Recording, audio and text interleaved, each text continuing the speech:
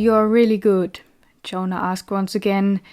"I can't feel anything anymore. There are probably nothing more than scars left," Dew guessed. When she had collapsed and fell into a deep sleep, the position he had put her in hadn't changed even after Dew had finished his first shift and went to check on her again. "I can ask the old man to position me in the room for sure. If that asshole commands you again, I'll kill him."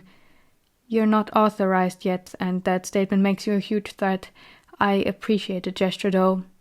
They were on their way to the training area. When Jonah found out Dew was capable of moving painlessly, he had insisted on doing as he had asked for the day before, and Dew agreed, even though it was much earlier than he had expected. Every moment of not staying in the castle with the advisor, and even a conscious Avery, was a good one. When they arrived, barely anyone was there. Dew spotted Patrick exchanging blows with the light blue participant, and several servants ran around the tent, while a couple of knights were building up another game in the center of the training ground. "What's it about today?" he asked his companion, but Jonah shrugged. "Let's get going. This place is lame without the action," he replied instead. It turned out the bower wanted to visit the lake. He had gotten a detailed description. Still, Dew had to help his memory a little before getting a glimpse of the beautiful place. The surface had fallen a little. Some of the round stones covered in algae laid out in the open under the burning sun. "Do you come here often?" Jonah wanted to know, putting his hands on his hips while observing the peaceful environment. Dew answered, "Not really. The last time was already a month ago, because work and all that." "Can you bathe in it?" "Yeah, it's not all that deep, and barely any noticeable creature lives inside. Breathing is quite uncomfortable, though. Too many plants and not enough oxygen to stay for a while, because it's small and barely moves," the Merling recalled. Jonah dipped a hoof in the water. Then he went in until it stood up to what Dew assumed was his knee. "What a nice temperature," he commented, and began taking off the makeshift belt. "Are you seriously going in right now? Have you brought anything to dry yourself with?" Dew slightly panicked at the sight. The hybrid had already taken off his robe, threw it on land, and laughed. "Who needs that? The sun will do his duty. Now, will you join me or not?" The Merling on the dry tried not to stare at the man's muscular and hairy back, on which he accidentally discovered a fresh long scar. He was glad the man before him still wore pants. "I know." "Are you ashamed easily?" Jonah teased. "Is there something wrong with having privacy?" "I've already seen you half uncovered, so what are you worrying about?" Dew didn't know how to answer at first. "Yesterday was a different situation. I had bigger problems to worry about." Automatically his arms had protectively crossed before his chest. "I know, I just want to say that you don't have anything to be ashamed about." "I'm not joining you," he declared, and sat down. Jonah shrugged and went further in. "Tell me," he said, halfway sunken in, "does Avery still don't know how to swim?" "Yes, he doesn't. That's how he drowned here." "Then why does he come here so often if not to enjoy the water?" Jonah mocked while turning around to Dew. "Well," Dew gazed at the clear sky, "he can stand and I can carry him." "I thought he hates getting his clothes soaked." "He does." "Then why does he go in the lake?" Dew lifted an eyebrow and locked eyes with Jonah while asking, "Are you wearing many clothes right now?" "Are you seriously telling me Avery showed himself before you already?" the hybrid exclaimed in astonishment. Dew's palm traveled towards his neck. "Yeah, and vice versa." "Wow," Jonah commented. "I didn't think he'd trust a man that much." "I told you that this was serious. Why do you doubt it?" Dew asked without hiding the annoyance in his voice. She had shown and told him a little more of her compared to the last 4 years. Her daily frustrations, recounts of her fights, and sometimes even her time in the torture chambers, and had stopped hiding her rapid mood swings and harsh opinions, especially her criticism towards him. A year ago it had been different, so far he could remember. The conversation had mostly been about him and his work and his hobbies and worries. Now she didn't even hold back on sharing violent deeds, and even though it scared him, he learned to appreciate her honesty on the topic, which made her feel disgusted with herself. "Avery doesn't seem like a person capable of that kind of love. He's a little too sadistic and cruel, even towards the people he likes. You know that, right?" Jonah suddenly spoke. "You exaggerate." "I don't," Jonah stepped towards him, his eyes boring through the Merling's chest. "I listened to him speak to you last night. He hurt you on purpose there, didn't he?" His voice was much more earnest, almost truly caring. "It was because I was wrong," Dew found himself defending her. "He broke my fingers, too." "You teased him. He told you to stop." His heart was beating loudly in his chest. "He pulled out a man's teeth just because he was in a mood," the hybrid marked loudly. "He stole my belongings," Dew shouted back. Jonah ran his finger through his own hair while letting out a theatrical, frustrated sigh. "How do you think he figured out what he can do with a whip? He tried it. Sometimes knights can volunteer for certain cases. Avery takes them frequently. I've seen his victims. They're almost always conscious while they're bleeding out of their finger stumps. I don't exaggerate." He had come right before him without having his gaze diverted for even a second. His broad figure was towering over Dew, having him sit in his shadow. "I hope for you that he doesn't care about you in a way that could harm you. That's all." His voice softened while ending and crouching down to Dew's level. Dew forced himself to look away. There wasn't much space to look at, so he decided on the grass to his side. Suddenly he felt the hairy hand on his neck, pulling at the string of his necklace to get it out of his shirt. "Strange," he said. "I swear it used to be brighter." The light green shirt vanished in the tall grass, so did Dew's other belongings. The water was freezing to him as he entered from the heat of the land. He walked until the cold almost reached his shoulders before taking one last deep breath and submerging himself fully. The moment of shock was over soon. The temperature was easy to get used to for him. After surfacing, he let his eyes glide over the surroundings and was pleased to see no one but him around. Jonah had left a while ago, but Dew wanted to use the visit efficiently. He cut through the surface, destroying its mirror-like appearance, to reach an end which he had remembered for its tall bushes which surrounded it from most sides, and its low height, easy enough to sit in without fearing a sudden wave might take one's breath away. To Dew, it was the only place he could look at himself. No one ever showed up and could judge him, even though there was a path. It wasn't an enclosed space, either. The bandages had stayed with his belongings, so did the necklace, but the ring was still placed on his finger. He knelt down. Luckily the rocks were as smooth as ever, being tender to his skin. Watching his arms and painfully bony torso, he made himself an overview on how bad the spots had gotten. Tracing the dents on his side, his fingers felt the tightly closed gills, which had regained their full shape. The greyish blue was the strongest around the edges, making it look rotten and all in all wrong.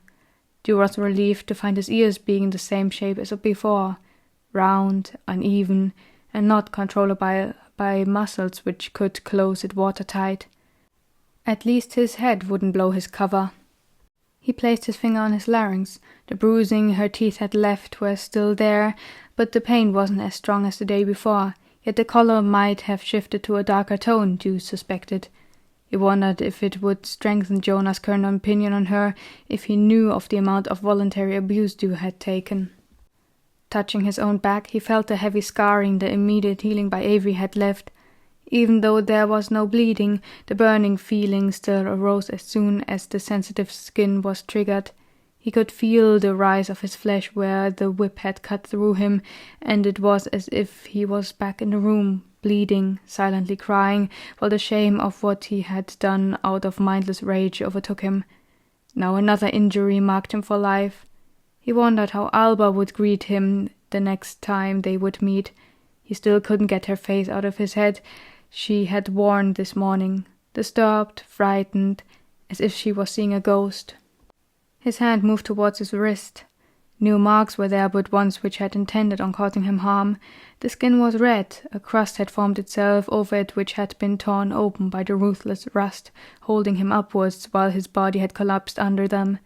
Dew craved the gentle coolness of the healing on the wound. He craved the softness of his bed and her arms holding him. And he craved to leave. No more castle, no more king and his advisers, and no more bodily nor psychological torture. But he returned. His duty called.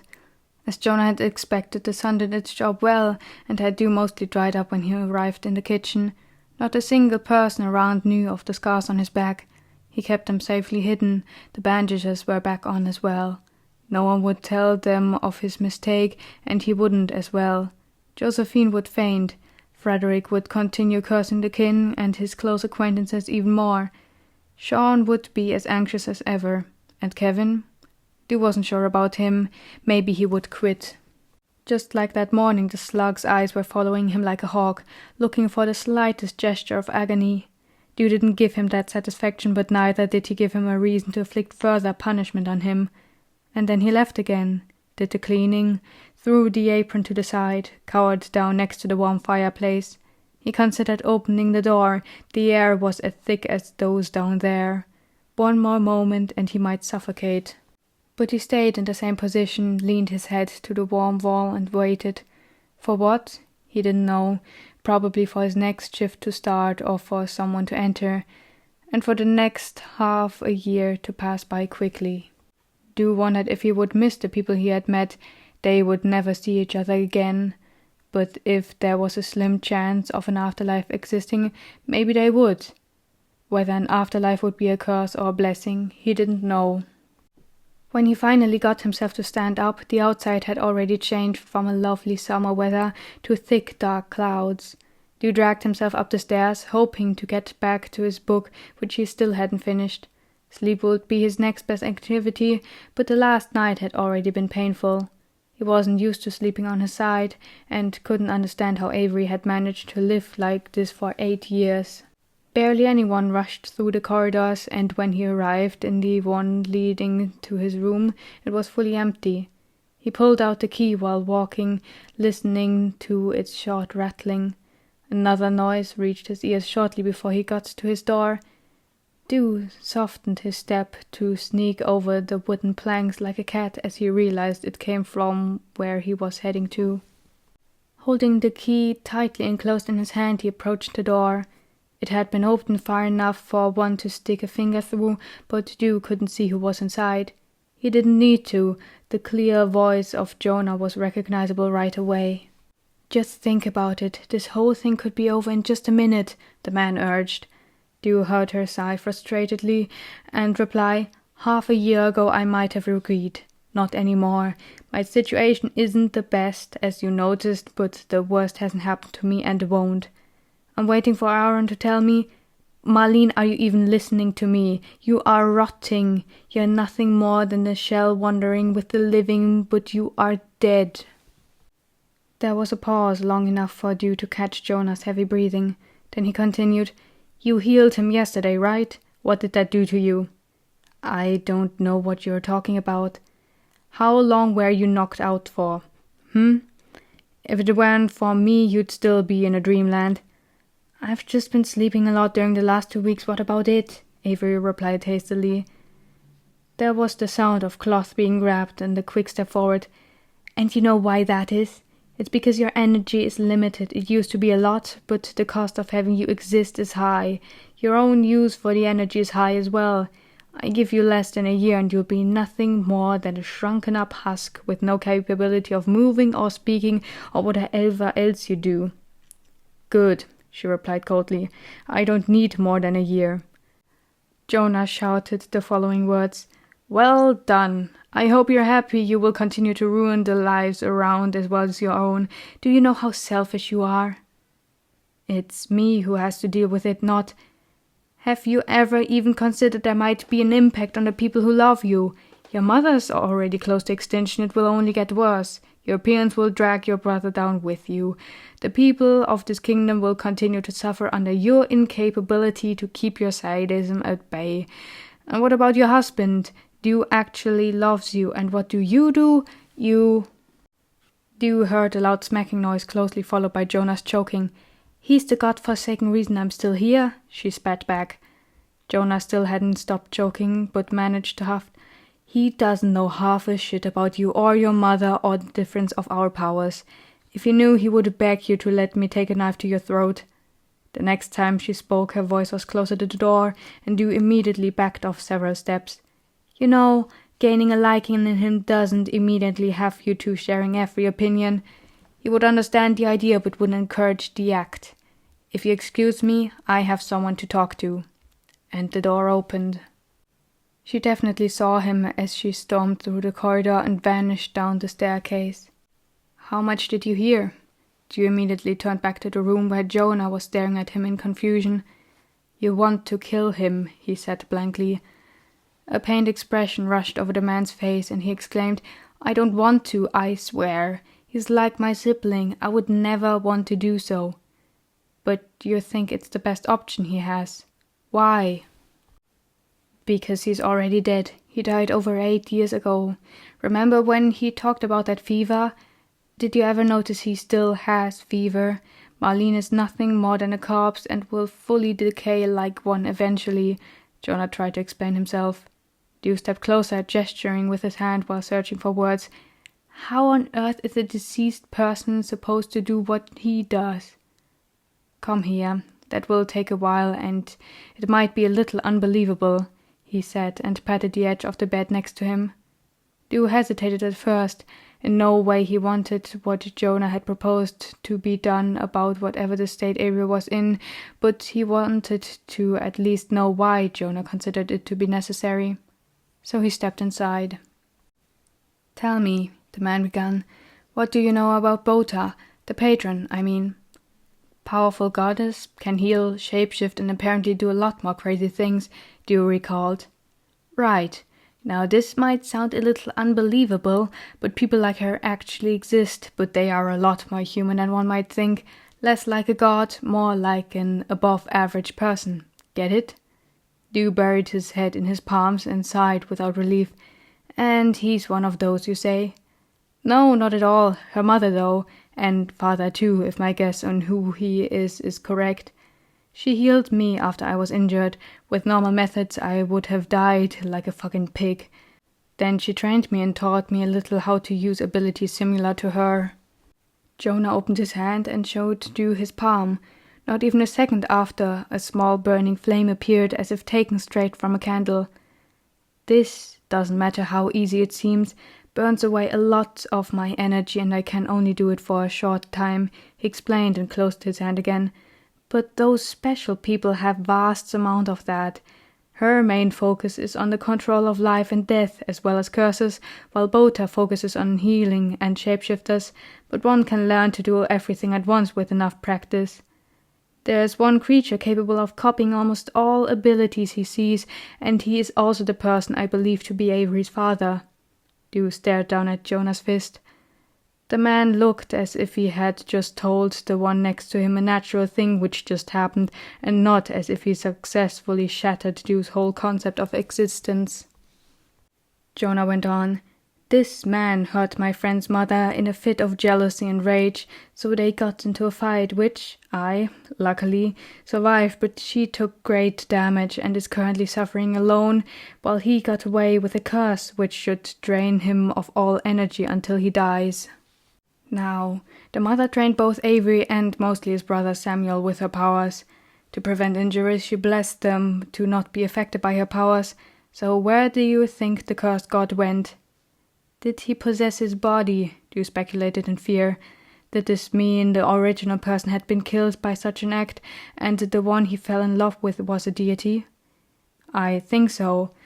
Don't worry, Avery's the one in control of himself, but he killed him while he possessed him long ago. Just by looking at Avery's behavior from the last few months, I assume most of his organs have rotten away, and now he tires out quickly.